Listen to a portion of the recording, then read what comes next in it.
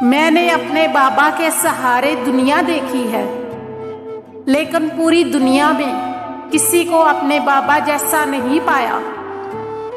دنیا کے لیے میری جن باتوں کی کوئی اہمیت نہیں تھی، میرے بابا نے انہی باتوں کو میرے سر کا تاج بنایا تھا۔